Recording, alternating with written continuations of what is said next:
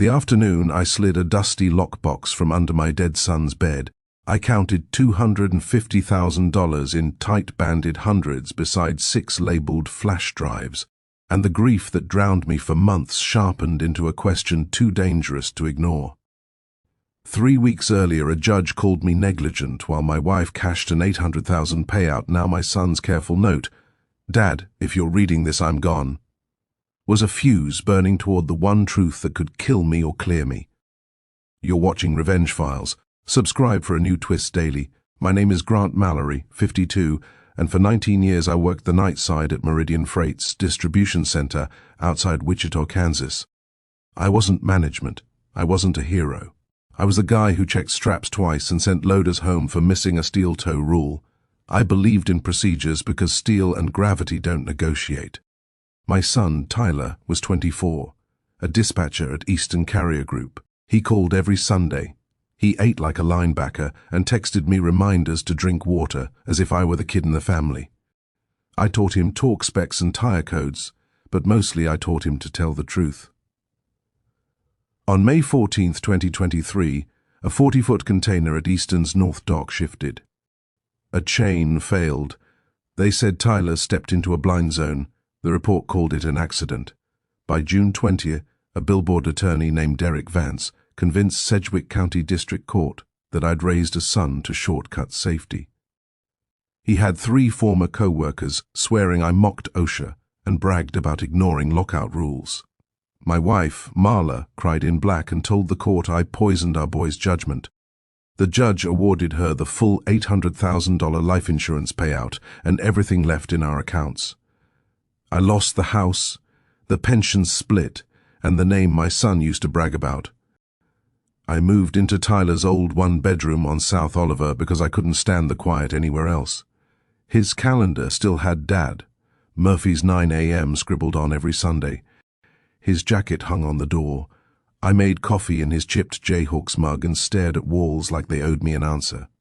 At night, the radiator clicked, and the pipes moaned like the building was remembering things it couldn't say. I didn't sleep. I kept seeing him at 10 years old, wobbling on a second-hand Schwinn, yelling, "Did you see me, Dad?" I did. I always did.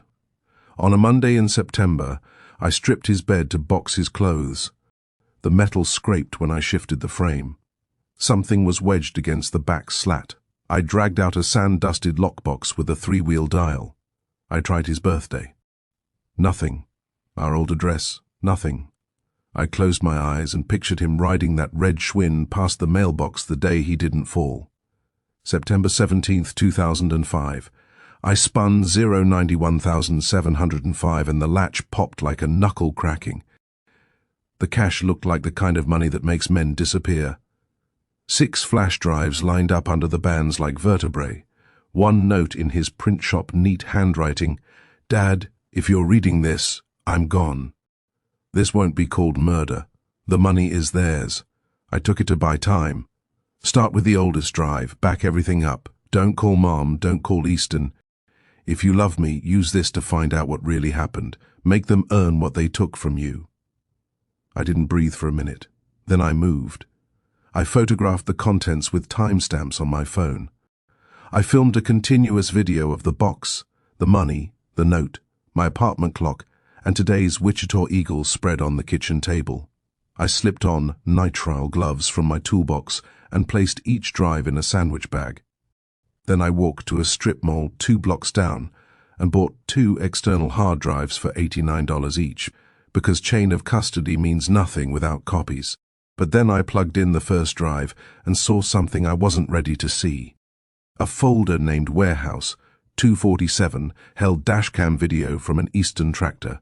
It rolled into a shuttered fertilizer depot off East Kellogg at 2:47 a.m. 2 white panel vans waited with their headlights dark. Men moved unmarked boxes not listed on the manifest. The camera caught a partial plate. The driver never signed a bill of lading. The second file showed a different truck, same routine, another Tuesday at 3:11 a.m. The third was a spreadsheet. Tyler had logged truck numbers, route IDs, fuel slips, GPS pings, and off-books stop coordinates. He compared expected fuel burn to real receipts. The variance columns didn't lie. Except a fourth file turned the math into a threat. An audio recording played with the scratch of a phone on a desk. A voice I didn't know said, "The new kid in dispatch is nosy. He pulled 6 months of manifests." A smoother voice answered, a voice I would later watch on late-night commercials between injury law and payday loans. "Make it clean, Paul. No loose ends. We are not losing a lane over a 20-something with a calculator." I rewound. I froze. The second voice sounded like Derek Vance. One problem. I had no way to prove the voices belonged to the men I suspected without burning my only leverage. I copied the drive. I labeled the bags.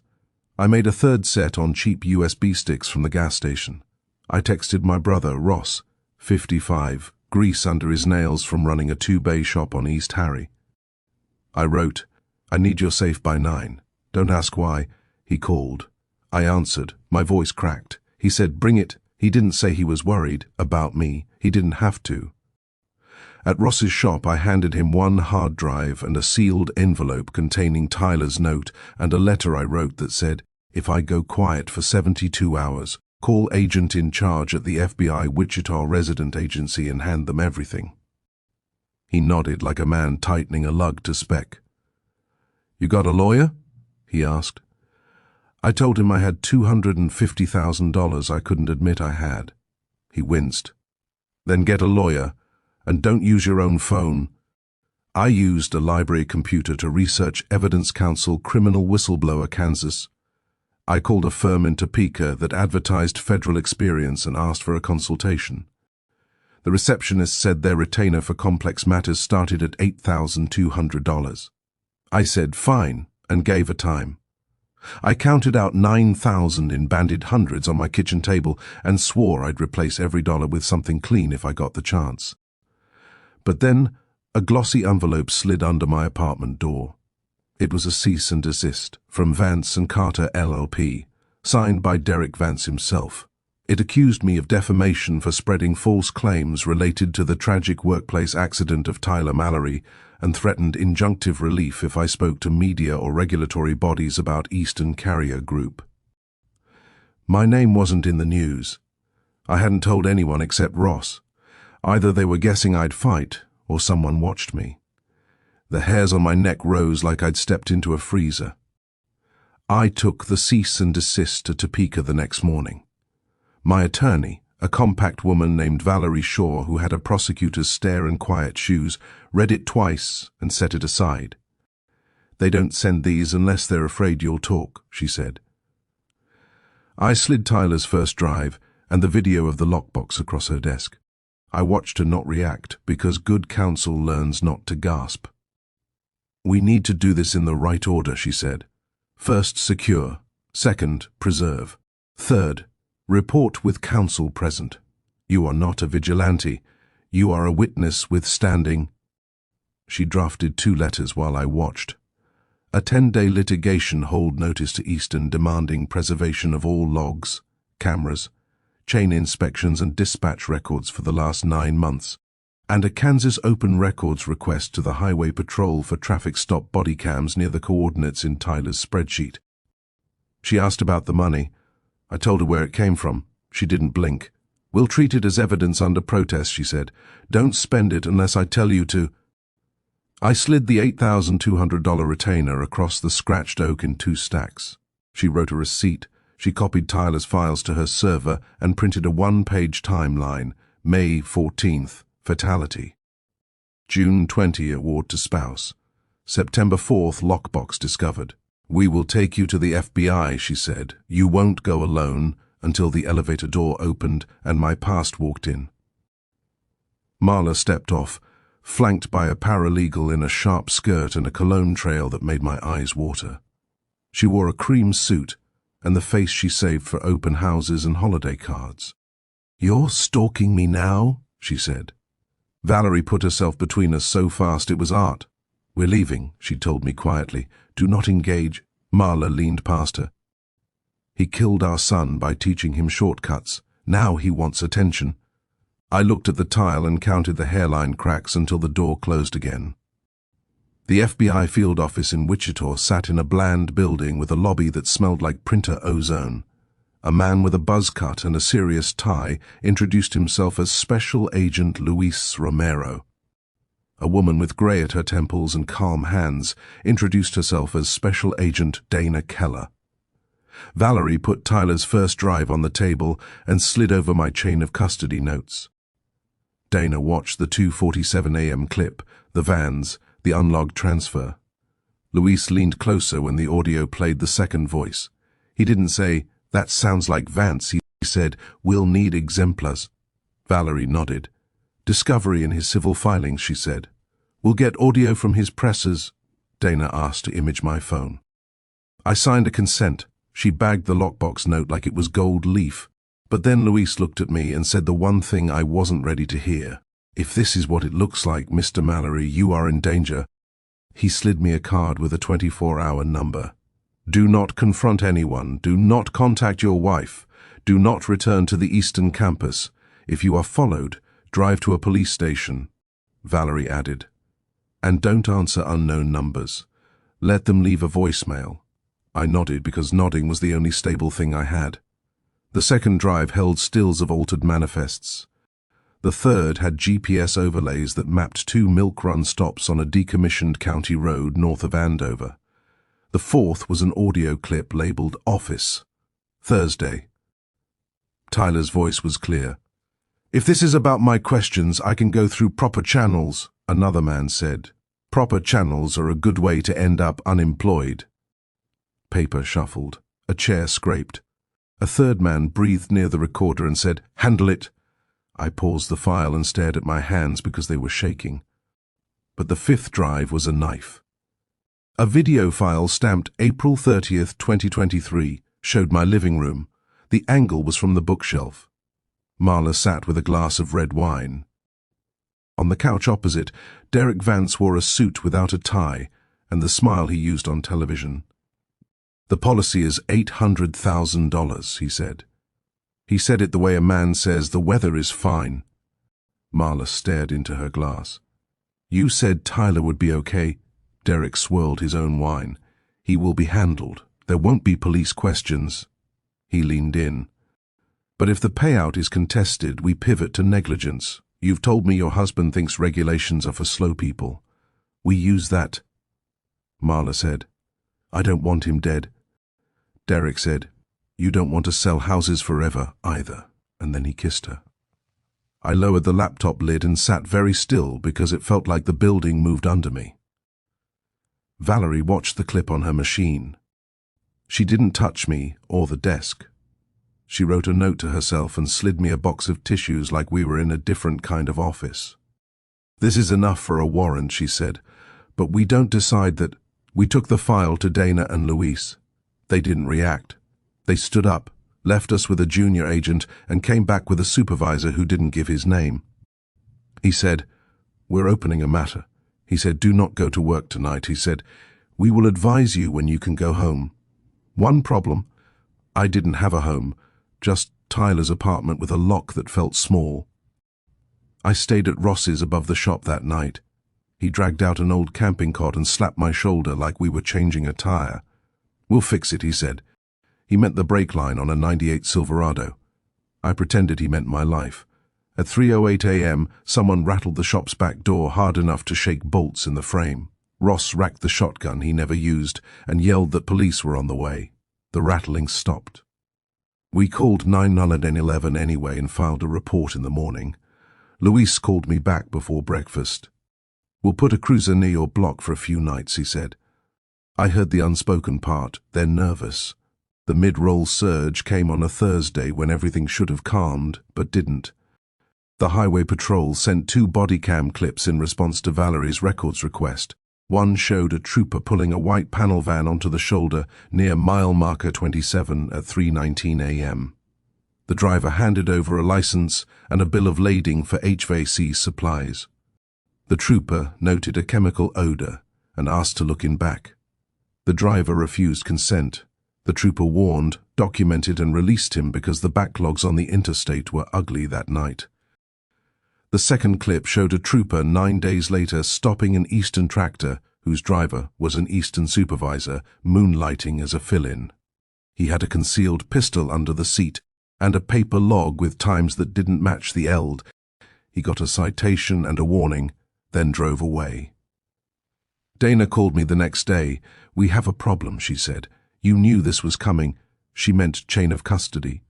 She meant the defense would say Tyler edited files and set up an innocent man. She meant Vance would argue the videos were deepfakes and the audio misattributed. "We need something live," she said. "We need a controlled delivery or a meeting on tape." My stomach knotted. "I can't go inside Easton," I said.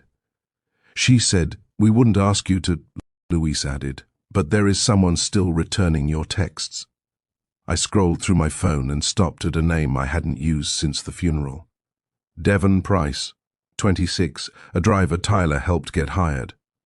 Devon cried in the parking lot after the service like I did. I texted him. I found some of Ty's old notes. "He was proud of helping you with your route bids. Want a copy?" He responded inside 4 minutes, always. "Miss him every day. I asked him to meet me at Murphy's Diner on a Monday at 7 p.m. He said yes." Valerie sat in a booth behind me with a tablet and a blazer that made her look invisible. Dana and Luis parked across the street in a black SUV that tried too hard not to be obvious. Devon ordered a coffee and wrapped both hands around it like it was cold in July. I slid him a printed spreadsheet, Tyler's first month of variance logs with license plates redacted. Devon stared at the columns. He didn't look up when he said, "He told me to put gas receipts in my own folder, not the shared app." I asked, "Why?" He swallowed. He said the shared app got edited sometimes. He traced a finger down the page. "This plate is Paul's." He meant Paul Bixby, Easton's daytime dock supervisor. He looked at me, eyes wet.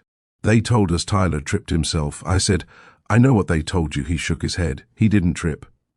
But then he said a name that made the SUV across the street wake up. "Mr. Vance came to the yard 2 weeks before.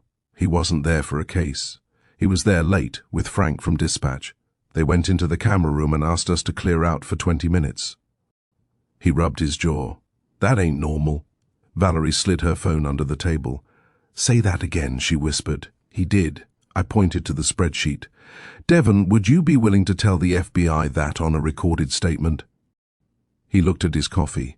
"Tyler used to stand up for me." "Yeah," he said, "for him." A week later the FBI moved. Search warrants hit Easton's yard at dawn on a Tuesday. Agents pulled DVRs, desktop towers, and the chain that failed from a locked cage with cut tags. They took paper logs and safety meeting sign-in sheets. They seized 3 company vans, 2 with hidden compartments behind false panels. The Highway Patrol's K-9 unit alerted at a storage unit near the decommissioned county road on Tyler's map. The unit held sealed boxes marked tile adhesive and dietary supplements. The lab reports would use longer words. Everyone else would say heroin and fentanyl.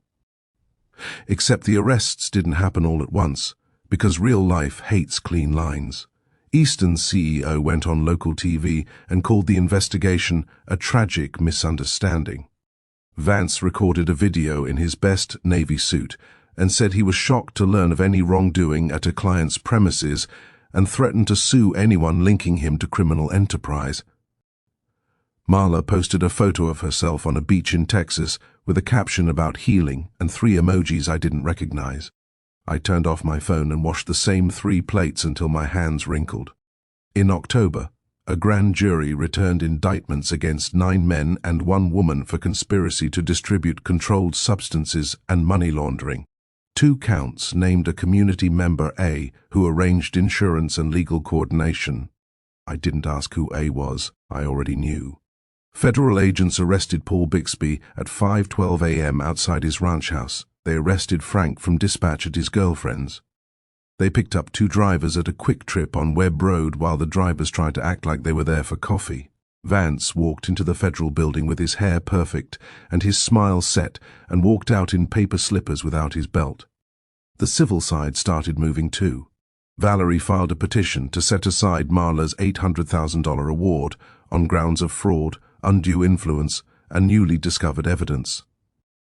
The judge who had called me negligent recused. A new judge, short, efficient, nobody's performative friend, set a hearing for January 19, 2024, and gave us 14 days to submit exhibits. Valerie stacked the file like a small city: Tyler's videos, chain of custody logs, Devon's sworn statement, highway patrol clips, and the warrant inventory for the DVRs. She didn't pad, she didn't pontificate. She wrote in short sentences the judge would actually read, but then Marla's attorney filed a motion to strike the living room video as spousal communications and doctoring. Valerie handed me the motion and a highlighter.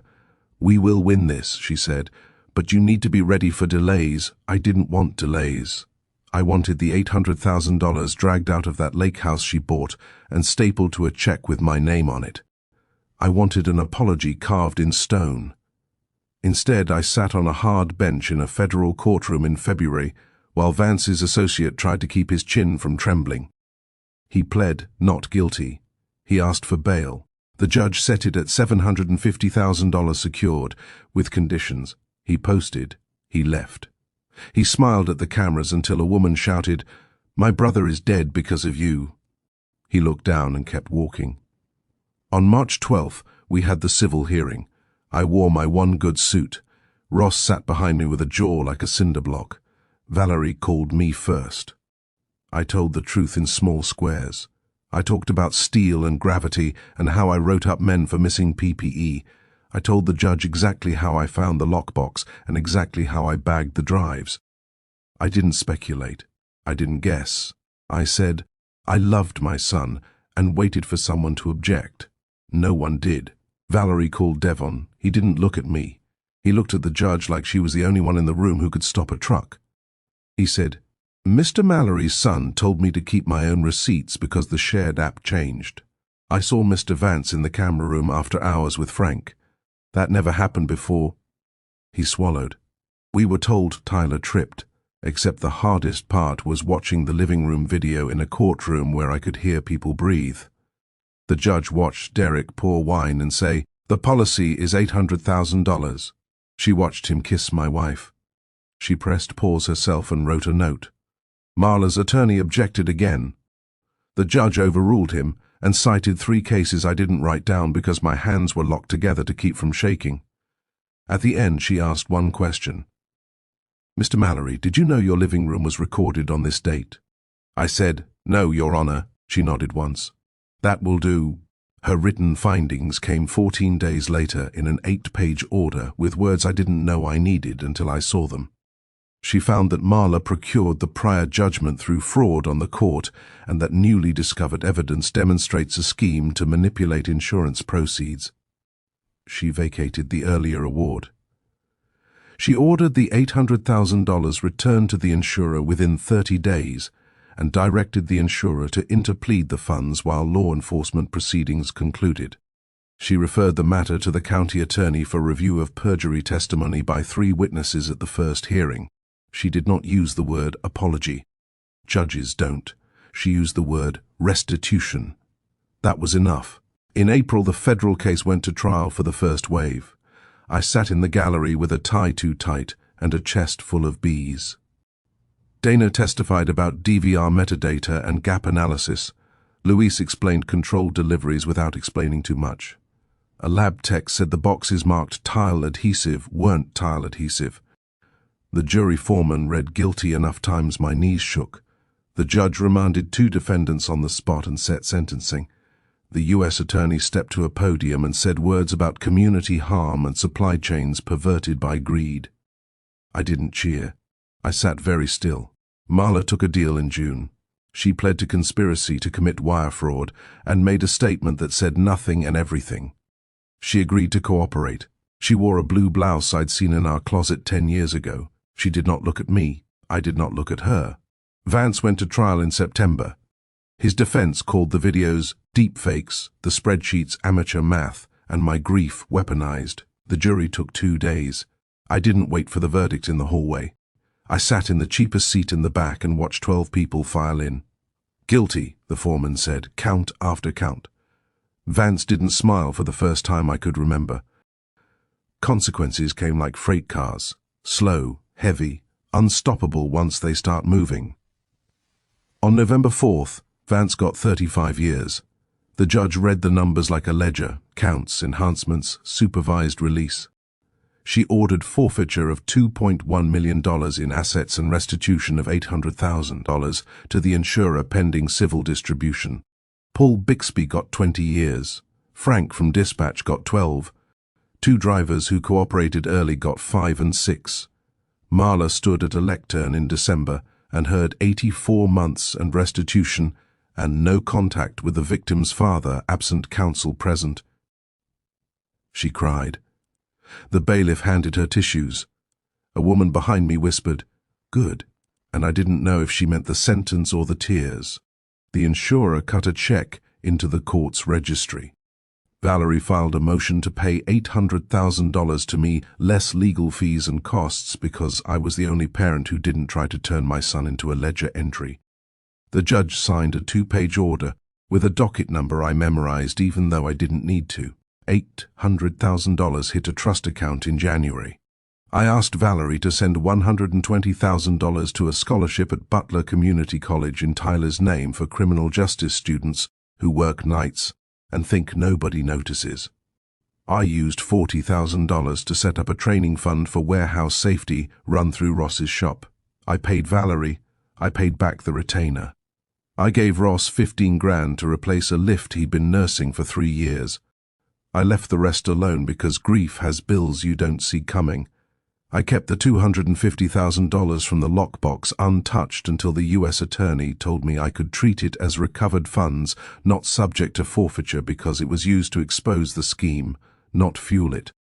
I still couldn't spend it. I put it in a separate account I named Schwinn.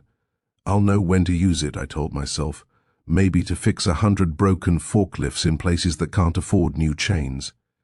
Maybe to pay a reporter who won't look away next time. Maybe to keep a light on in a corner of a city where men think darkness protects them. When the dust settled, I went back to work at Meridian 3 nights a week. New hires asked if I was the guy from the story. I said, I'm the guy who checks straps. On Sundays, I still go to Murphy's Diner at 9. I order scrambled eggs and bacon and wheat toast because Tyler always said wheat was the good kind. Sometimes Devon joins me, sometimes Ross does. We leave a 3rd plate across the booth. The waitress pretends she doesn't notice. She refills the 3rd coffee anyway. Once a month, I unlock a fireproof safe and open a dented metal box. The dust is gone now. The note is the same. Dad, if you're reading this, I'm gone. I run a finger under the sentence that said, start with the oldest drive. I did. He knew I would. Steel and gravity still don't negotiate, but truth can. It doesn't bring back what fell. It makes sure someone answers for why it fell in the first place. And that's the only weight I can still lift without breaking.